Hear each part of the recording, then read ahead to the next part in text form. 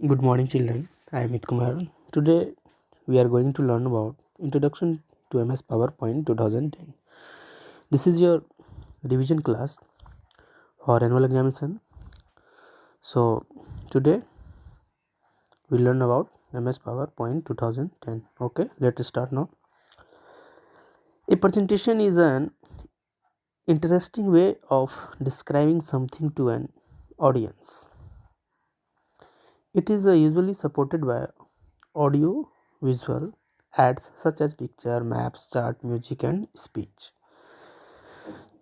Dear student, एक presentation ऐसा चीज़ है जिसे कि हम लोग अपनी बात को किसी के सामने लिख कर, बोल कर या दिखा कर प्रस्तुत करते हैं, तो उसे हम लोग क्या कहते हैं? प्रेजेंटेशन कहते हैं.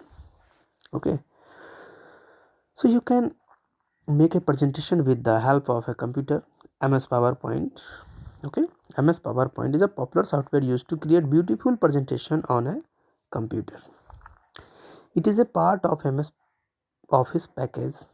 It has many ready-made features that let you create a presentation quickly and easily.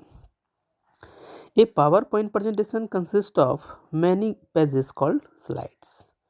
Okay, slides contain information in the form of text, images, sound and videos. When these slides are shown one after another in a series, it is called slideshow of the presentation. Okay, is it clear? Okay, next, starting MS PowerPoint 2010. Dear student, आप लोग सभी जान रहे होंगे कि MS PowerPoint कैसे open किया जाता है. इसके पहले मैं पिछले वीडियो में पढ़ा चुका हूँ आप लोग को कि how to open MS PowerPoint. फिर भी मैं आपको बता दूँ, MS पावर पॉइंट स्टार्ट करने के लिए first of all we have to click start button. Click on start button, then click on all program. Third number step है click on Microsoft office and fourth number click on Microsoft PowerPoint 2010. Okay,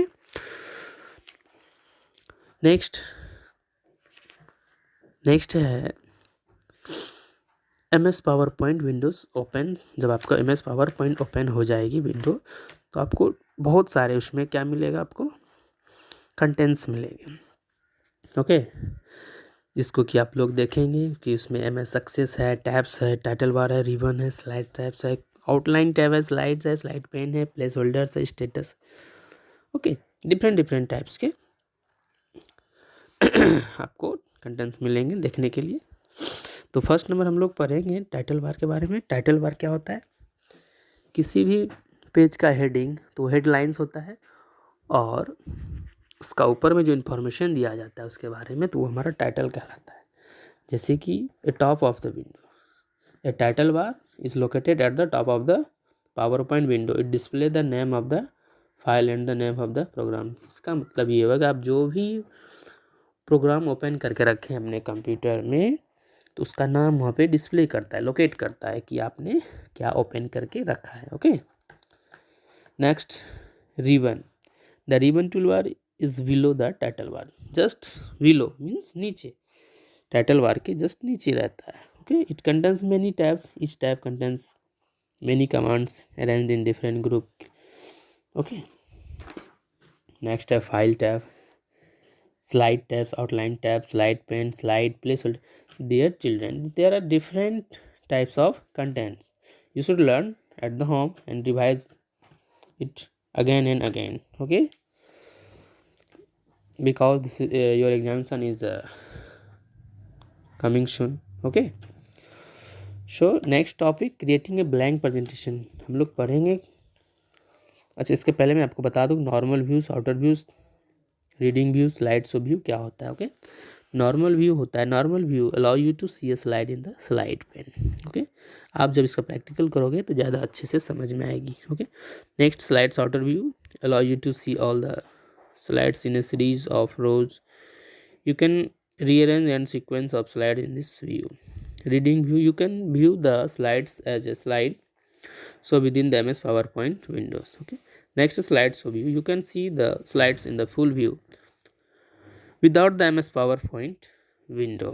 Okay, next, creating a blank presentation. Okay, when you start MS PowerPoint, it opens a new presentation named presentation 1.